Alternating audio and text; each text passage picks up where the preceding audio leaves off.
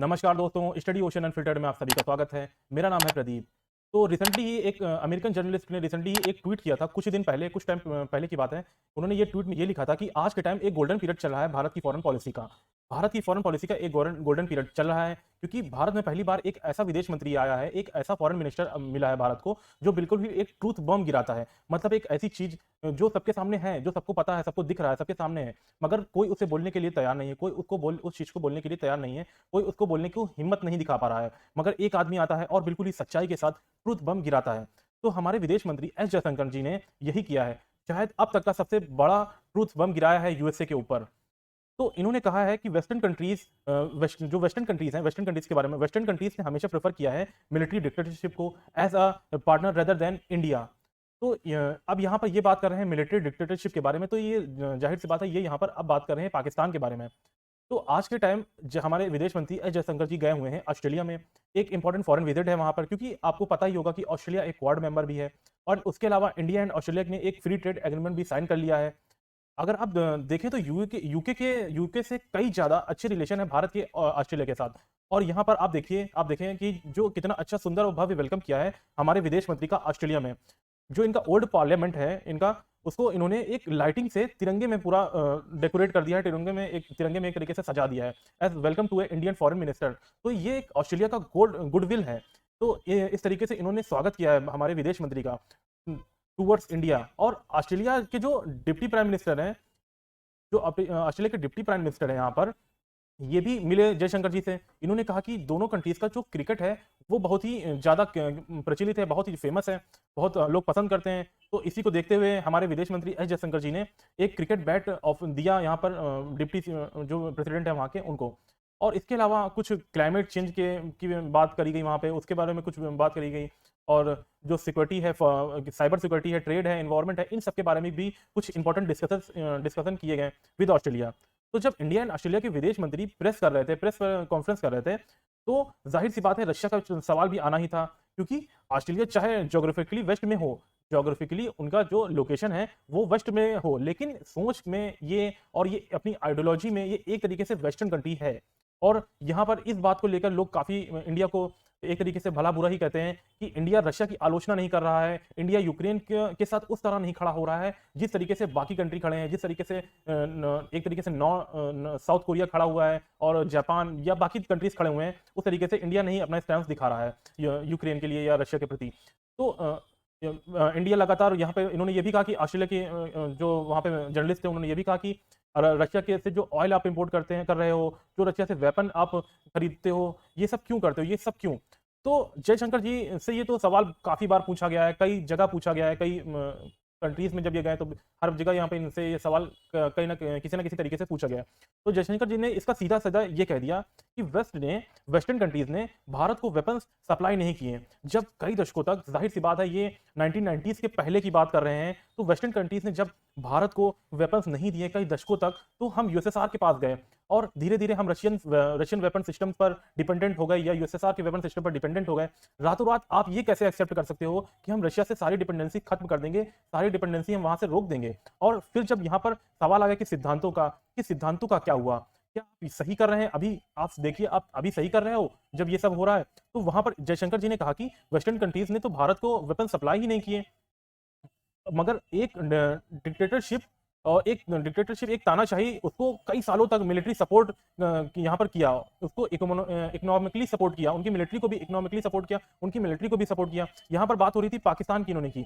Western countries primarily USA ने बहुत support किया है पाकिस्तान का। इवन यूएसए बहुत ही डेमोक्रेसी को प्रचार करता है, दुनिया भर में डेमोक्रेसी को लेकर बहुत ही बड़ी बड़ी बातें करता है। कई बार डेमोक्रेसी के नाम पर ये वॉर भी कर देता है, युद्ध भी छेड़ देता है, लड़ाई भी कर देता है, कई बड़ी बड़ी लड़ाइयां इन्होंने करी हुई हैं ऑलरेडी। मगर पाकिस्तान जिसको बने हुए 75 साल हो गए हैं, मगर आज भी अगर आप पाकिस्तान को यहाँ पर बुरी स्थिति को देखोगे तो ज्यादातर आपने यहाँ पर एग्जिस्टेंस का ज्यादातर टाइम यहाँ पर आप देखोगे कि मिलिट्री डिक्टेटरशिप में ही काटा हुआ है इन लोगों ने, पाकिस्तान ने।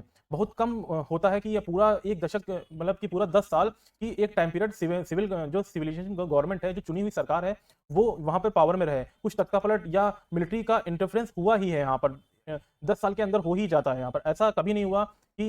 एंड आज भी आप देखोगे वहां पर कि आज भी आप देखोगे कि वहाँ पर जो गवर्नमेंट चल रही है पाकिस्तान में, जो यहाँ पर ये क्या कहते हैं, इनका क्या नाम है, प्रेसिडेंट जो है शहबाज शरीफ, पीएम है जो वहाँ पे, सब लोग बहुत अच्छे से जानते हैं इनको कि बाजवा जी ने क्या किया। यहाँ पर बहुत इंपॉर्टेंट रोल इनका रहा था इनको हटाने में, क्या कहते हैं, इनको इमरान खान को हटाने में।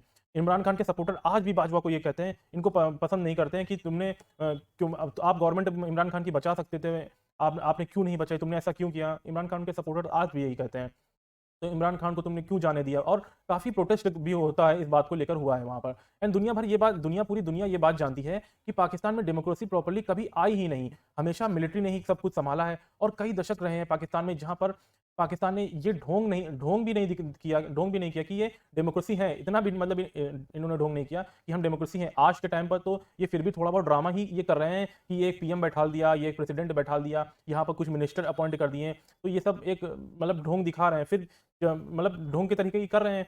तो पहले कुछ टाइम ऐसा रहा है कि इन्होंने ढोंग भी नहीं किया, मिनिस्टर कुछ भी नहीं किया, सीधे मिलिट्री रूल ही चल रहा था। फिर जब मुश्किल का टाइम आता था, जब कंट्री को एक दिशा दिखाने का टाइम आता था, इनको जो जरूरत होती है एक इंपॉर्टेंट क्या कहते हैं, इंपॉर्टेंट को डिसीजन लेने का टाइम आता था, तो उस टाइम आर्मी चीफ ही सब कुछ करता था, आर्मी चीफ ही एक तरीके से आगे आता था।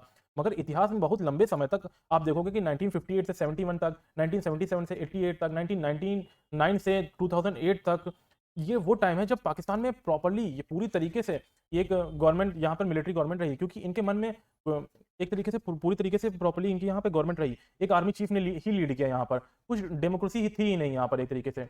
और ऑफ कोर्स ये सब इसलिए किया गया था क्योंकि जब भी पाकिस्तान में एक मिलिट्री डिक्टेटर पावर में आया, तब यूएसए को जो चाहता था वही उनको मिलता था, यानी कि यूएसए को बहुत फायदा होता था। अगर कोई डेमोक्रेसी इलेक्टेड गवर्नमेंट होती पाकिस्तान में, तो पाकिस्तान के लोग अपने पीएम से पूछ सकते थे कि हम यूएसए की हेल्प क्यों कर रहे हैं, यूएसएसआर के अगेंस्ट हम क्यों जा रहे हैं, हम भारत की तरह एक न्यूट्रल स्टैंड क्यों नहीं दिखा सकते। क्योंकि उस टाइम भारत ने यूएसएसआर के अगेंस्ट एक न्यूट्रल रहा था, एक तरीके से न्यूट्रल, तब की टाइप की गवर्नमेंट एकदम न्यूट्रल रही थी। तो पाकिस्तान के लोग उस समय पूछ सकते थे अगर वहाँ पर भी एक चुनी हुई सरकार होती। मगर वहाँ मिलिट्री रूल था, कोई मीडिया नहीं, कुछ नहीं, सवाल कोई पूछने वाला नहीं। यूएसए को ये सब बहुत अच्छा लगता था, काफ़ी कंफर्ट जोन था यूएसए के लिए एक तरीके से। एंड यूएसए ने सीधे पाकिस्तान को मिलिट्री के लिए साथ साथ इनकी मिलिट्री के साथ हाथ मिलाकर सीधे यूएसएसआर के अगेंस्ट काम किया। मतलब इनकी मिलिट्री का यूज़ करके एक तरीके से इनकी मिलिट्री के साथ में हाथ मिलाकर एक तरीके से बहुत यूएसएसआर के ऊपर काम किया, मतलब यूएसएसआर के ऊपर अटैक करे एक तरीके से। एक और बात यहाँ पर जयशंकर जी ये बोल सकते थे, मगर उन्होंने ये बात नहीं बोली, नहीं कही उन्होंने। एंड हो सकता था अगर वो ये बात कह देते तो इंडिया एंड यूएसए के रिलेशन बहुत ज़्यादा खराब हो सकते थे। मगर हमें ये बात याद रखनी है, हमें ये बात पता होनी चाहिए कि यूएसए में एक प्रेसिडेंट ऐसा आया था, एक प्रेसिडेंट उस टाइम ऐसा आया था पहले, जो बहुत ज़्यादा रेसिस्ट था एंड इंडिया से बहुत ज़्यादा नफरत करता था। 1971 में जब इंडिया एंड पाकिस्तान की वॉर हुई थी, जब बांग्लादेश एक देश बन के उभरा था, एक कंट्री बन के उभरा था, ये एक ऐसा टाइम था जब यूएसए में एक प्रेसिडेंट था रिचर्ड निक्सन एक प्रेसिडेंट आया था, जिनकी रिसेंटली बहुत सारी टेप्स डिक्लासिफाई हुई थी। उनकी बहुत सारी जो क्या कहते हैं टेप्स थी वो बाहर आई थी, जो बहुत प्राइवेट थी शायद उनकी। यहाँ पर उनसे उस टेप से ये पता चल लगा था कि ये काफ़ी बार व्हाइट हाउस में बैठकर इंडियंस के खिलाफ बहुत ही अभद्र भाषा का यूज़ करते थे, बहुत ही अभद्र भाषा इस्तेमाल करते थे, बहुत ज़्यादा रेसिस्ट टिप्पणी करते थे भारतीय लोगों के ऊपर, इंडियंस के ऊपर। कहते थे कि इंडियंस आर नथिंग, ये कुछ नहीं है। इंडियंस के ऊपर बहुत ज़्यादा अभद्र भाषा का उपयोग करते थे, क्योंकि इनके मन में बहुत ज़्यादा गुस्सा था एक तरीके से। बिकॉज पाकिस्तान एक ऐसा कंट्री जिसको यूएसए हर तरफ से सपोर्ट कर रहा था उस टाइम, अभी भी करता है, ये टूटने की कगार पर था, एक तरीके से पहुंच गया था। जब फिर 1971 वॉर होती है एंड फिर उस टाइम की गवर्नमेंट, जो इंदिरा गांधी की गवर्नमेंट थी, जब पाकिस्तान के ऊपर एक तरीके से अटैक हो जाता है, 1971 की वॉर होती है, तो पाकिस्तान टूट जाता है, जो बांग्लादेश एक कंट्री बन के आ जाता है। एंड फिर एक तरफ जब यूएसए ने पूरी तरह से खुद को अलायंस कर लिया था पाकिस्तान की तरफ, खुद तरह से गठबंधित कर लिया था पाकिस्तान के साथ, फिर यूएसए में एक ऐसा प्रेसिडेंट भी आया जो कहता था इंडियंस को किसी भी तरीके से तरह से पसंद नहीं करता था, वो बहुत रेसिस्ट टिप्पणी करता था। तो हमारे पास ऑप्शन क्या था, क्या ऑप्शन था हमारे पास, हम कहाँ जाते? तो जाहिर सी बात है हमारी निर्भरता यूएसएसआर की तरफ बढ़ी, हमारी निर्भरता यूएसएसआर की तरफ और ज़्यादा आकर्षित हुई। और जयशंकर जी को ये करंट स्टेटमेंट है, इसकी टाइम जो जयशंकर जी की अभी इन्होंने करंट स्टेटमेंट दी, जो उनकी इस स्टेटमेंट की टाइमिंग है, ये टाइमिंग भी बहुत इंपॉर्टेंट रखती है। आज के टाइम हम देख रहे हैं कि यूएसए एंड पाकिस्तान के जो रिलेशन है ना, जो बीच में थोड़े खराब हुए थे पहले, इमरान खान की वजह से बहुत ज़्यादा खराब हो गए थे, वो धीरे धीरे अब वापस इंप्रूव हो रहे हैं। क्यों? क्योंकि पाकिस्तान की आर्मी ने इनडायरेक्टली पाकिस्तान का कंट्रोल अपने हाथ में ले लिया है। और इसीलिए आप यहाँ पर ये देखोगे कि चाहे वो आज़ाद कश्मीर का जो इशू है, या फिर F-16 पैकेज का जो हो, तो चाहे वो पेंटागन में पाकिस्तान के आर्मी चीफ के बाजवा का वेलकम हो, तो ये सब चीज़ें कई जगह यूएसए पर एक तरह से आप देखोगे प्रो पाकिस्तान मोड़ दिखा रहे हैं। तो जयशंकर जी यहाँ पर ये स्टेटमेंट अब बहुत ही ज़्यादा मैटर करता है, क्योंकि अभी आपने देखा कि ये आज़ाद कश्मीर का जो उनके डिप्लोमेट जो थे यूएसए के, वो जो अभी गए वो आज़ाद कश्मीर का ट्वीट करते हैं, और वो जब जाते हैं पाकिस्तान ऑक्यूपाइड कश्मीर में, तो वहाँ जाकर ये ट्वीट करते हैं और ये सब आज़ाद कश्मीर बोलते हैं उसको। तो ये ठीक तरह से, मगर आज आप कह सकते हैं कि यूएसए एंड पाकिस्तान जो है वो एक साइड लेने के लिए, यूएसए जो है पाकिस्तान की एक साइड लेने के लिए पाकिस्तान ऑक्यूपाइड कश्मीर को आज़ाद कश्मीर बुलाता है, मतलब उसका साइड लेने के तरीके से बुला रहा है। तो यहाँ पर आप इनडायरेक्टली ये भी पॉइंट कर रहे हैं कि एक ऐसा देश जो आपको डेमोक्रेसी समिट में भी अटेंड नहीं करता, जयशंकर जी ने इस इनडायरेक्टली ये भी यहाँ पर बोल दिया कि जो आपका एक ऐसा कंट्री जो आपका डेमोक्रेसी समिट भी नहीं अटेंड करता। तो शायद आपको याद हो कि जो बाइडेन ने 2021 में एक डेमोक्रेसी समिट को बुलाया था। दुनिया भर में कई डेमोक्रेसी इकट्ठा होंगी, क्योंकि ये बहुत इंपॉर्टेंट है, बहुत इंपॉर्टेंट है। हम डेमोक्रेसी के प्रमोट करेंगे, हम मतलब डेमोक्रेसी को बहुत मानते हैं। इसमें इन्होंने रशिया और चाइना को इन्वाइट नहीं किया था, पाकिस्तान को इन्होंने इन्वाइट किया था, बट पाकिस्तान ने इस डेमोक्रेसी को समिट को अटेंड नहीं किया था, बिकॉज उनके ऊपर चाइना का बहुत ज़्यादा दबाव था, इसलिए पाकिस्तान ने इस समिट को अटेंड नहीं किया था। तो चाइना में दबाव में आकर पाकिस्तान ने इस समिट को अटेंड नहीं किया था।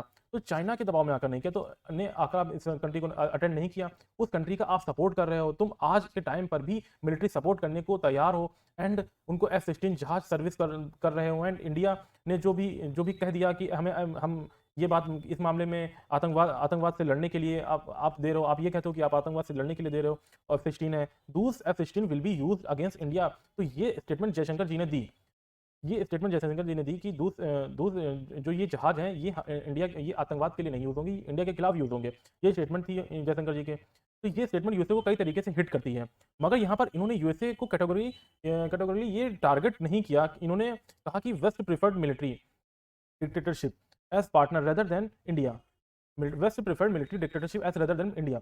इवन पाकिस्तान का नाम भी इन्होंने यहाँ पर नहीं लिया, डायरेक्टली नहीं लिया। बहुत ही मंझे हुए डिप्लोमेट हैं, कम शब्दों में एक प्रॉपर मैसेज भेजा इन्होंने यूएसए को कि तुम पहले भी गलती करते थे, आज भी गलती कर रहे हो, आज भी यही वही गलती कर रहे हो, तो do not lecture on us the issue of Russia. Russia के मामले में रशिया हमारे लिए बहुत ज़्यादा इंपॉर्टेंट है, बहुत ही ज़्यादा स्ट्रेटेजिक पार्टनर है, उस मामले में आप हमें लेक्चर मत करो। तो ये पूरा मामला रहा है। Thank you so much and जय हिंद।